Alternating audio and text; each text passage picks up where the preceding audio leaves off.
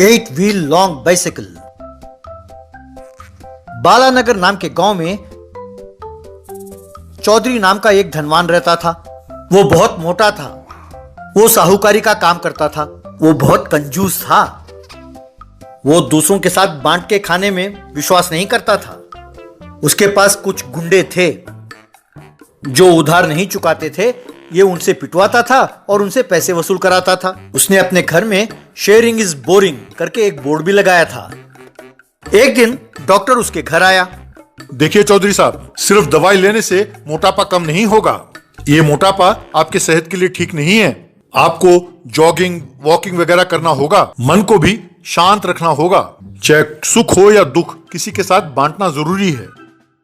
देखिए डॉक्टर साहब, नाश्ता करने के लिए बोलो तो मैं करूंगा, खाना खाने के लिए कहो तो खाऊंगा, पर ये जॉगिंग वॉकिंग वगैरह मुझसे नहीं होगा। जहाँ तक बांट के खाने का सवाल है, वो बांटना शब्द ही मुझे बहुत गुस्सा दिलाता है। मेरे घर में बोर्ड लगा हुआ देखा ना आपने, शेयरिंग इज बोरिंग। ऐसा ही रहा तो आपका मोटापा कम नहीं होगा। मैं कुछ नहीं कर सकता, आगे आपकी मर्जी, कहकर सिर पीट कर चला गया। एक दिन चौधरी कुर्सी पर बैठकर रेडियो में गाना सुनते हुए सिर हिलाने लगा। उसके आदमी भी उसके साथ सिर हिलाने लगे। मेरा रेडियो है, सिर्फ मैं ही गाना सुनकर सर हिलाऊंगा, तुम लोग क्यों हिला रहे हो? चुपचाप कान बंद कर लो। सबने कान बंद कर लिया। एक दिन वो अखबार पढ़ रहा था कि उसके आदमी अखबार झांक कर पढ़ने लगे। ये लो, तुम ही पढ़ लो ये अखबार। गधो, कितने बार कहा है मेरा अखबार नहीं पढ़ना चाहिए। पर सेठ जी, अखबार पढ़ने से अखबार घिस जाता है क्या? वो तो ठीक है सेठ जी, हम तो कई दिनों से कह रहे थे कि हमारे लिए एक बाइक खरीद कर दीजिए। जरा उसके बारे में तो सोचिए सेठ जी। मैं किसी के साथ कुछ भी नहीं बांट सकता, मुझे पसंद नहीं है। मैं तो अपनी बीवी को भी मेरे पलंग पर सोने नहीं देता। तुम कहते हो कि तुम लोगों के लिए मैं बाइक खरीद के दूं? गनीमत है कि तुम लोगों ने टेस्ला कार नहीं मांगा। कमबख्तो, चलो जाकर पता लगाते हैं कि वो देशमुख पैसे देता है कि नहीं।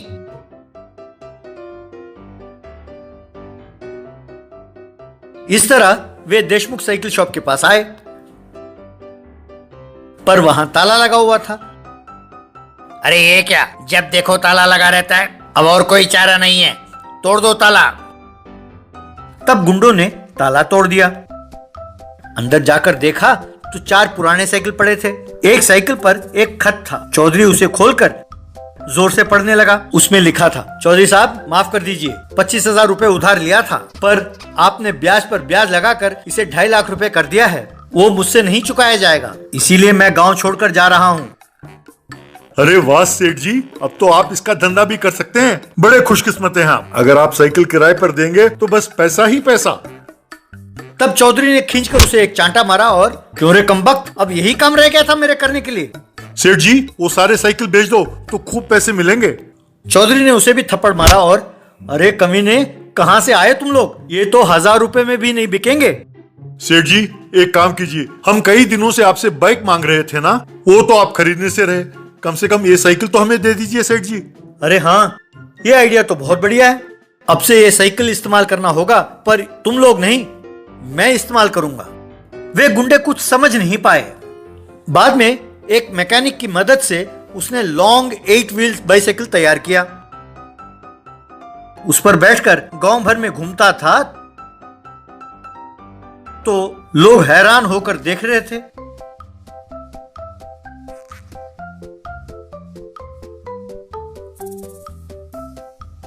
इस तरह वो अपने गुंडों के पास आया। ये तो गलत है सेठ जी, 4 साइकिल को मिलाकर एक साइकिल बनाकर चला रहे हैं आप। हम सबको आप एक एक साइकिल दे सकते थे ना। No way, sharing is boring. अगर तुम लोग चाहो तो इस पर चढ़कर बैठ सकते हो, पर इसे चलाऊंगा मैं ही। कम ऑन, कहकर उन सबको बिठाकर चलाने लगा। उसे यूं चलाता हुआ देखकर गांव वाले हंसने लगे।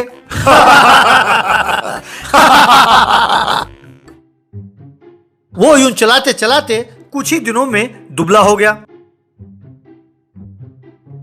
एक दिन डॉक्टर आया और, wow, what a surprise. Chaudhary ji, मैं तो आपको पहचान ही नहीं पाया। Congratulations, keep it up. तब चौधरी ने अपने आप को आईने में देखा और बहुत खुश हुआ। तभी देशमुख वहां आया। चौधरी जी, माफ कीजिए, पड़ोसी गांव में मैंने एक नया धंधा शुरू किया। भगवान की कृपा से मैंने कुछ पैसे जमा किए। उधार ना चुकाना अच्छा नहीं लगा मुझे, इसीलिए उधार चुकाने के लिए आया हूँ। देशमुख, तुमने वाकई मेरी मदद की है। Thank you very much. वो पैसे मुझे नहीं चाहिए, तुम ही रख लो। पर ये साइकिल मेरे पास छोड़ दो, मैं इसे जिंदगी भर चलाता रहूंगा। इस तरह वो उस दिन से अपने असिस्टेंट्स को बिठाकर साइकिल चलाने लगा। गुब्बारे वाला, बैलून वाला। बाबा नगर नाम के गांव में पप्पू नाम का एक मोटा व्यक्ति रहता था। वो साइकिल पर गुब्बारे रखकर साइकिल चलाता हुआ, गुब्बारे ले लो गुब्बारे, गुब्बारे बच्चों गुब्बारे, रंग बिरंगे गुब्बारे, आओ बच्चों आओ, आओ गुड़िया आओ कहकर बेचता था। स्कूल के पास बच्चे उसके गुब्बारे खरीदने लगे। जिन बच्चों के पास पैसे नहीं होते उन्हें मुफ्त में ही गुब्बारे देता था। भूखे गरीब बच्चों को खाने की चीजें भी खरीद कर देता था। एक बार उसकी साइकिल खराब हो गई तो वो गुब्बारे लेकर पैदल ही बेचने चला गया। गुब्बारे ले लो गुब्बारे, आओ भैया रंग बिरंगे गुब्बारे कहकर बेचने लगा। बाद में शाम को साइकिल की दुकान पर गया तो दुकानदार, पप्पू जानते हो साइकिल ठीक करने के लिए तुम्हारे पैसे क्यों नहीं हैं? तुम यूं गरीबों को मुफ्त में बांटते रहते हो ना, इसीलिए। ये बात तुम जानते हो ना? अरे कोई बात नहीं, मेरे पास जो है वो 4 लोगों में मैं बांटूंगा तो कोई नुकसान नहीं है। ये लो साइकिल ठीक करने के पैसे कहकर पैसे दिया।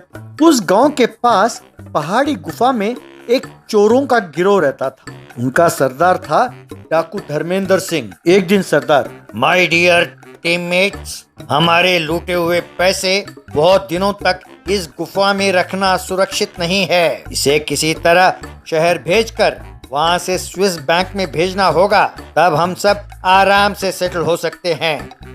पर पिछली बार जब अपना आदमी पैसे लेकर शहर जा रहा था तो पुलिस ने उसे पकड़ लिया था ना सरदार, उसकी वजह से हमें 20 करोड़ रुपए का नुकसान हुआ है। हाँ सरदार, आजकल पुलिस की निगरानी बहुत तीव्र हो गई है। इस बार पुलिस के हाथों लग गए तो हमारा तो बहुत ही नुकसान हो जाएगा सरदार। तुम लोग सही कह रहे हो, इस बार कोई अलग उपाय सोचना होगा। किसी भी हालत में ये पुलिस के हाथ नहीं लगना चाहिए। एक दिन एक साधारण व्यक्ति के भेष में गांव में सरदार गया। वहां उसने पप्पू को गुब्बारे बेचते हुए देखा। उसे देखकर सरदार को एक उपाय सूझा। तुरंत कुछ गुब्बारे के पैकेट और गैस सिलेंडर खरीदकर गुफा के पास आया। यह देखकर एक चोर, सरदार ये क्या हो गया सरदार? अब चोरी छोड़कर आप गुब्बारे बेचने का धंधा शुरू कर रहे हो? हाय रे सरदार, ये मैं क्या देख रहा हूँ? क्या ठाठ से रहते थे, अब ये क्या हाल हो गया है सरदार? हे भगवान, हमारे सरदार को क्या हो गया? Oh god, this is too much. अरे निकम्मो, चुप करो। मैं इस गुब्बारे को बेचने के लिए नहीं लाया हूँ। जानते हो मैं इसे क्यों लाया हूँ? अब से हम अपने पैसे इन गुब्बारों में रखकर शहर भेजेंगे। इसे भेजने के लिए पप्पू नाम के एक व्यक्ति को मैंने चुना है। वो अगर पुलिस के हाथ भी लग गया तो भी हम बच जाएंगे। यही मेरा आइडिया है। ये सुनकर बाकी चोरों ने खूब ताली बजाया। अगले दिन डाकू और उसके साथी साधारण व्यक्तियों के भेष में जाकर पप्पू से मिले। बेटा पप्पू, मैं भी तुम्हारी ही तरह गुब्बारे बेचता हूँ, लेकिन मैं इन्हें शहर में सप्लाई करता हूँ। मैं जो गुब्बारे दूं, तुम उन्हें शहर में ले जाकर मेरे आदमी को पहुंचा दोगे तो मैं तुम्हें हर ट्रिप के लिए 5,000 रुपए दूंगा, ठीक है? पप्पू खुश होकर मान गया तो सरदार ने उसे एडवांस दिया। गुफा में चोर गुब्बारे में पैसे भरते थे। उसके बाद पप्पू उन्हें लेकर रवाना होता था। रास्ते में पुलिस चेकपोस्ट को भी पार करके जाता था।